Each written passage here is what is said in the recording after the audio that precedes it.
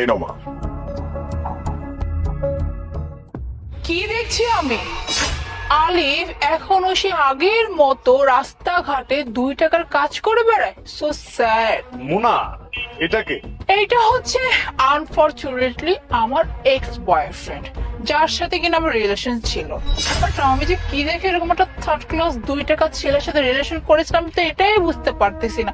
O by the way আলিফ, আমি পরিচয় করে দিচ্ছি, এই হচ্ছে আমার হাজবেন্ড।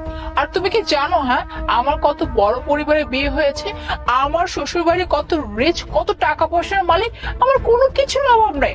আমার হাজবেন্ডের লাখ লাখ, সরি লাখ লাখ বললে ভুল হবে, কোটি কোটি টাকা। হ্যাঁ, আর আমি যদি তোমাকে সময় মতো না ছেড়ে দিতাম তাহলে আজকে যে আমার অবস্থা কি হতো, এই যে তোমার পাশে দাঁড়িয়ে হয়তো রাস্তায় কারো না কারো জুতা পরিষ্কার করে দিতে হচ্ছে। মানে আমি ভাবতেই পারছি না আমার মতো মেয়ে তোমার মতো 2 টাকাটা থার্ড ক্লাস ছেলের সাথে কিভাবে রিলেশন করছিল। আর তুমি কি করে ভাবছিলে যে তোমার মতো এইরকম একটা লাফাঙ্গা টাইপের ছেলে, যে কিনা ইনকাম করতে পারে, যার কিনা কোনো ফিউচার নাই, যার কিনা কোনো অ্যাম্বিশন নাই, সে কিনা আমার মতো মেয়েকে ভালোবেসে বিয়ে করবে, তাকে নিয়ে বাকিটা জীবন কাটিয়ে দিবে? এই তুমি এরকম ভাবলে কি করে? হ্যাঁ, ভাগ্যেশ আমি সময় মতো তোমাকে ছেড়ে দিয়েছি, তা না হলে আমার লাইফটা তো একদম হেল হয়ে যেত।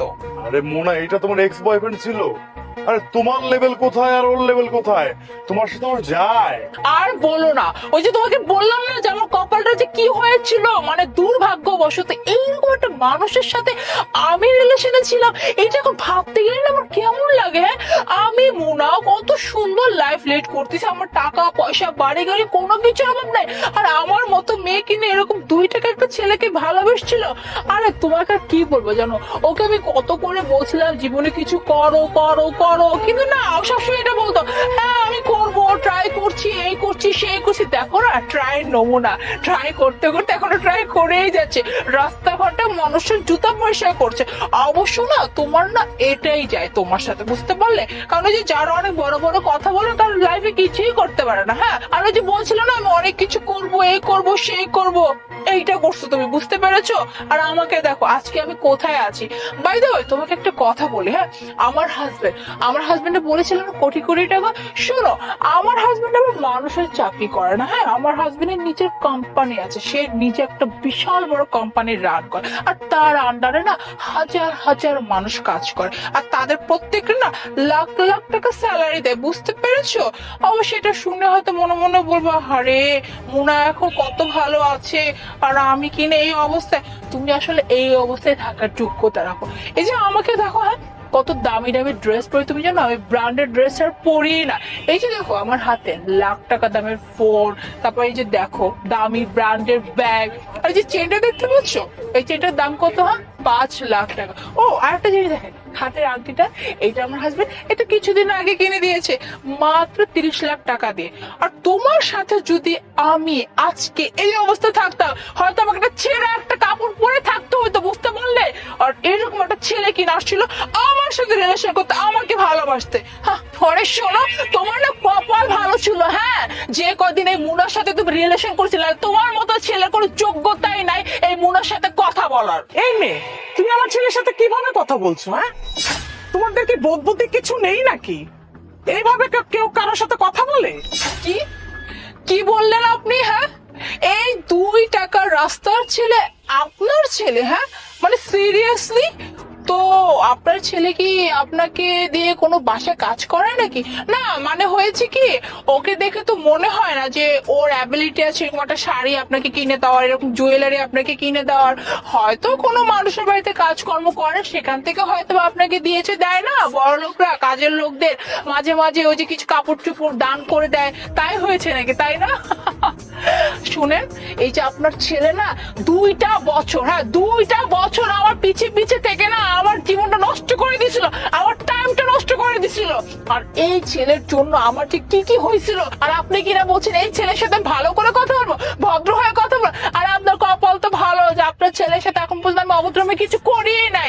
ভাগ্যেশ আমার এই মানুষের সাথে দেখা হয়ে গেছিল, আর দেখেন আজকে আমি কত ভালো আছি। আর আপনার এই ছেলের সাথে যদি আমি থাকতাম তাহলে আমারও নেই আপনার মতো হয়তো কোনো না কোনো বাড়িতে গিয়ে কাজ করতে হইতো। আরে মোনা, তুমি কাদের সঙ্গে কথা বলতেছো? এই 2 টাকার ফকিন্নিদের সঙ্গে কথা বলে আমাদের টাইম নষ্ট করে লাভ আছে? দেখো আমাদের মিটিং আছে, ওইখানে আমাদের অ্যাটেন্ড করতে হবে। এসব 2 টাকার ফকিরদের সঙ্গে কথা বলে টাইম লস করার কোনো দরকার নেই। আর আমরা যে কোম্পানিতে মিটিং করতে যাচ্ছি সেই কোম্পানির নাম হচ্ছে জিদান গ্রুপ অফ কোম্পানি।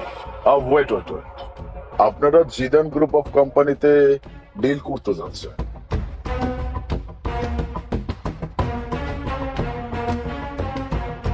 একদম ঠিক ধরেছে। আচ্ছা মোনা, চলো তো। কোম্পানি থেকে ফোন আসছে। হ্যালো, আপনাদের সাথে আমাদের কোম্পানির যে ডিলটা হওয়ার কথা ছিল সেটা ক্যান্সেল করা হয়েছে। হোয়াট? মানে কি? মানে ডিল কেন ক্যান্সেল হয়েছে? সেটা জানি না কেন ক্যান্সেল হয়েছে, কিন্তু আপনি আমাদের বসের সাথে মিসবিহেভ করেছেন এতটুকুই জানি। মানে আজব, আপনার বসের সঙ্গে আমার দেখাই হলো না, আপনার কোম্পানি ওনারের সঙ্গে আমার দেখাই হলো না, আমি মিসবিহেভ কখন করব? আমি আপনাকে এত কিছু বলতে পারবো না। আমি আপনাকে আমার বসের নাম্বার দিচ্ছি, আপনি তার সাথে যোগাযোগ করুন। আচ্ছা ঠিক আছে, আপনি নাম্বারটা পাঠান। কি ব্যাপার, কোনো সমস্যা? আরে মোনা, তুমি চুপ থাকো, আমি দেখতেছি।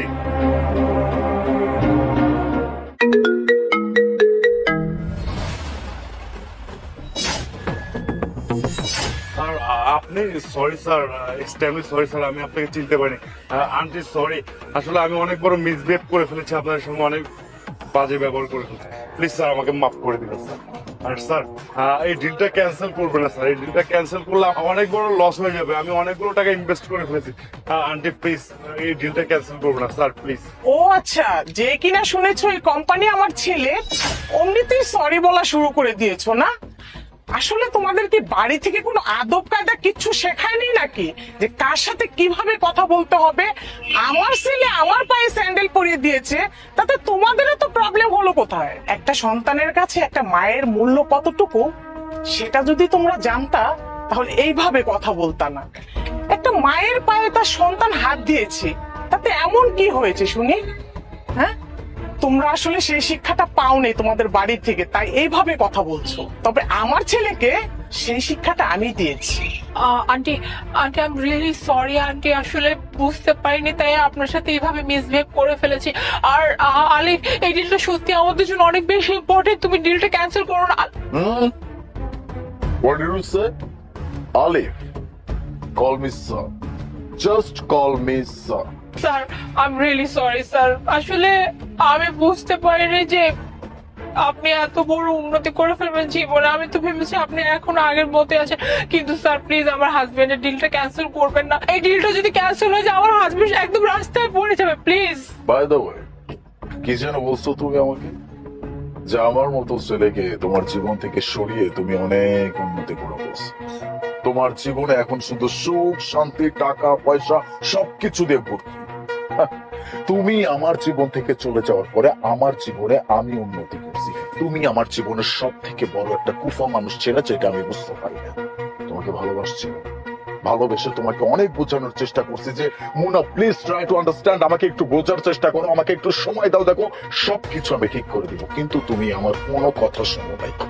আসলে শুনবা কেন? তুমি তো একটা লোভী মেয়ে, গোল্ডিগার টাইপের মেয়ে, তুমি তো কখনো ভালোবাসা বুঝবা না। তুমি সবসময় এইটাই দেখছো যে কোথায় টাকা পয়সা আছে, কোথায় তুমি আলিশান ভালো থাকতে পারবে। দ্যাটস ইট, তুমি সেইটাই করছো। আর তোমার হাজবেন্ডকে নিয়ে এত বড় বড় কথা বলছো না? সে একটা কোম্পানির ওনার সম্পর্কে আমি জানি কিনা? মালিক। হ্যাঁ, তোমার হাজবেন্ড এমনই একজন মালিক যে কিনা আমার মতো একটা মালিকের কোম্পানির সাথে ডিল করতে যাচ্ছে। তাহলে বুঝে নাও তোমার হাজবেন্ডের পজিশন কোথায় আর আমার পজিশন কোথায়। যাই হোক, এত কিছু আমি বলতে চাচ্ছি না। তুমি আমাকে যা ইচ্ছা তাই বলে অপমান করছো, আমি সবকিছু মুখ বুঝে সহ্য করছি একটা জিনিস দেখার জন্য, যে তুমি মানুষটা আরো কতটা নিচে নামতে পারো। আমার মাকে নিয়ে কথা বলতেছো?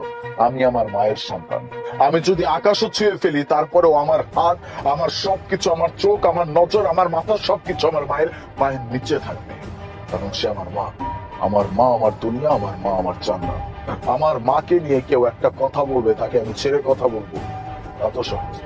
যাই হোক, তোমরা যে ডিলটা ফাইনাল করার জন্য আমার অফিসে যাচ্ছিলে সেই ডিলটা আমি করছি না, ক্যান্সেল। প্লিজ স্যার, স্যার এই ডিলটা ক্যান্সেল করবো না স্যার। আমি মানছি আমি অনেক বড় ভুল করেছি, আমি নেক্সট টাইমে কখনো আর কোনোদিন কারোর সঙ্গে এরকম মিসবিহেভ করবো না, বাজে বিহেভ করবো না। প্লিজ স্যার আপনার ডিলটা ক্যান্সেল করবেন না। ওকে, করবো না, কারণ তোমাদের সাথে যদি আমি ডিলটা ক্যান্সেল করি তাহলে তোমাদের মধ্যে আর আমার মধ্যে কোনো পার্থক্য নেই। তবে একটা কথা, আজকের পর থেকে তোমাদের সাথে আমার আর কোনো দিন ফাইনাল হবে না। এইটাই তোমাদের ফার্স্ট, এইটাই তোমাদের লাস্ট। মা চল।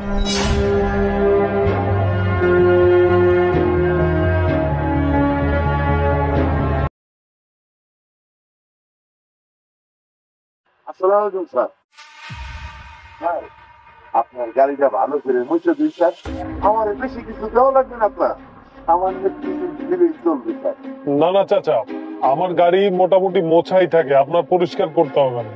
স্যার, আমি অসহায় মানুষ, এই না আপনার গাড়িটা ভালো করে মুছে আমার খুব উপকার হবে স্যার। আচ্ছা ঠিক আছে, আপনি বুড়ো মানুষ এত করে বলছেন, পরিষ্কার করুন তা।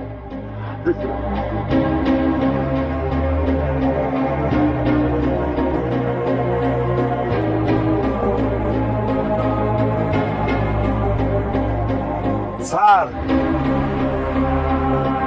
গাড়ি মোছা হয়ে গেছে। আচ্ছা আপনাকে কত টাকা দিব বলেন? স্যার, আমার কোনো টাকা দিতে হবে না স্যার। আপনার বাসায় বানান না কোনো খাবার আমারে দিতে পারবেন? কি বলছেন, আপনি বাসার খাবার নেবেন? আচ্ছা ওয়েট, মাহি, বাসায় কি দুজনার বানানো খাবার দেওয়া যাবে? হ্যাঁ, দুজনের খাবার হবে। ও স্যার, দুইজনের খাবার হইলে আমার হয়ে যাবে। আচ্ছা দুজনের বানানো খাবার নিয়ে আস। ঠিক আছে।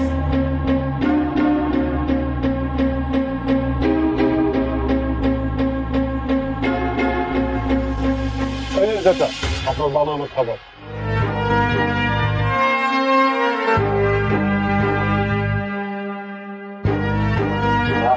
আপনি আমার অনেক উপকার করলেন স্যার, খুব খুশি হয়েছি স্যার। আল্লাহ আপনার অনেক দিন বাঁচাই রাখুক, আপনার খুব ভালো হইব। আল্লাহ আপনার হায়াত দারাজ করুক স্যার। আচ্ছা চাচা, আমাকে একটা কথা বলুন তো, আপনি তো চাইলে টাকা নিয়ে খাবার কিনে নিতে পারতেন, কিন্তু আপনি সেটা না করে টাকা না নিয়ে আমাকে বললেন যে বাসার বানানো খাবার দিতে। ঘটনা কি আমাকে বলেন তো? স্যার, ঘরে আমার স্ত্রী আছে, অসুস্থ, ডাক্তার দেখাইছি, ডাক্তার কইছে বাইরের খাওয়ানো যাবে না, বাড়ির বানানো খাওয়াই হইব। কিন্তু স্যার, আমি তো ওয়ার্কশপে কাজ করি আর মাঝে মাঝে গাড়ি টাড়ি মুছি, আমি তো রান্না করতে পারি না। সেই জন্য স্যার সব জায়গায় কাজ টাজ করি, খাওয়ানাই না আমার স্ত্রীরে খাওয়াই। ডাক্তার কইছে বাড়ির বানানো খাবার খাইলে আমার স্ত্রী সুস্থ থাকবো, আর বাইরের খাবার খাওয়াইলে স্যার আমার স্ত্রী অসুস্থ হয়ে যাইব। আর স্যার, বাইরের খাবার তেল নুন ময় মশলা অনেক বেশি স্যার, সুস্থ মানুষ খাইলেও তো অসুস্থ হয়ে যায়। আমিও বাইরের খাবার খাই না স্যার, আমিও সুস্থ থাকতে চাই স্যার। সেই জন্য আপনার কাছ থেকে আপনার বাড়ির খাবারটা আর কি আমি চাই নিলাম। দাঁড়াও, দেখি খাবারের বাটি। এত ওজন কেন? হ্যাঁ, আজকেও খাওনি? তোমার সমস্যা কি? হ্যাঁ, সমস্যা কি? আবারও খাবারটা তুমি নষ্ট করছো। তোমাকে আমি প্রতিদিন নিজের হাতে খাবার বানিয়ে দেই, তেল মশলা কম দেই, যাতে তোমার শরীর স্বাস্থ্য ঠিক থাকে। তোমার আমার হাতের রান্না ভালো লাগে না, তুমি গিয়ে তেল মশলা যুক্ত ক্যান্টিনের খাবার খাও, তো তোমার স্বাস্থ্য ভালো থাকবে। তোমার কি আমার কষ্ট চোখে পড়ে না? তোমার হাতের খাবার খাওয়া যায়, কোনো স্বাদ নাই গন্ধ নাই। শোনো, তোমার চেয়ে ক্যান্টিনের খাবার অনেক ভালো, বুঝতে পারছো? এটা কেমন কথা বলতেছি মেয়ে? আমি তো তোমার ভালোর জন্য খাবার বানিয়ে দেই, আর ক্যান্টিনের খাবার বাসি খাবারও থাকে, তোমাকে টাটকা খাবার বানিয়ে দেই, আর তুমি এরকম করে বললে আমাকে? আস্তে থামো, তোমার আর আমার জন্য কষ্ট করে খাবার বানাইতে হবে না, আমি ক্যান্টিনেই খেয়ে নেবো, ঠিক আছে?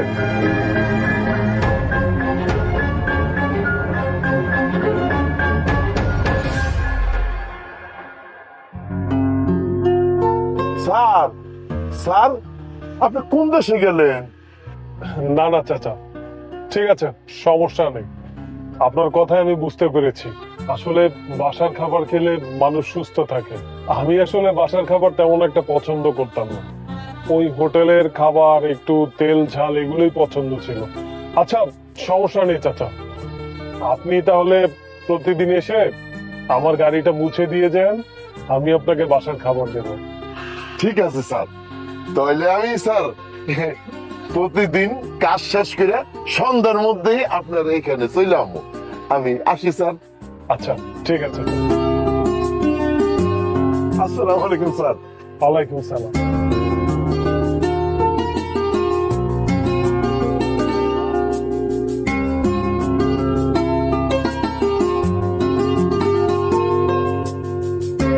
মাহি,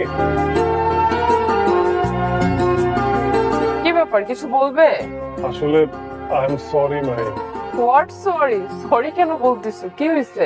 সত্যি বলতে কি, এতদিন তো আমি তোমার হাতের খাবার খাইনি।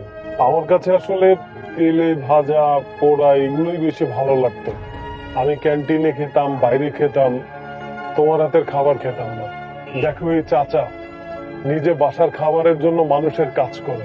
বাসার খাবার যে কত গুরুত্বপূর্ণ একটা মানুষের শরীরের জন্য সেটা আমি বুঝতে পেরেছি। প্লিজ ভাই, তুমি আমাকে ক্ষমা করে দাও।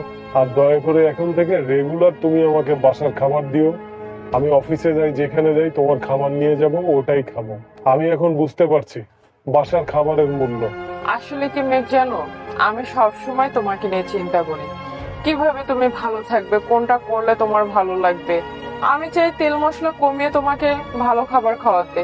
সারাদিন এমনি বাইরে থাকো, কত কষ্ট করো, কত পরিশ্রম করো, আর তোমার দিকটা যদি আমি না ভাবি তাহলে কে ভাববে বলো? কিন্তু তুমি দেখো আমাকে বোঝোই নাই। যাই হোক, এখন অন্তত চাচার কথাই তো তুমি আমাকে বুঝছো। এখন থেকে আমি প্রতিদিন যত খাবার বানাই দেবো সব খাবার খাইতে হবে, একটা খাবারও কিন্তু নষ্ট করা যাবে না। আচ্ছা ঠিক আছে, আমি কিন্তু অফিসে কিছু খাবো না, এসে খেয়ে তারপরে আবার যাবো। ঠিক আছে, অফিসে যাও।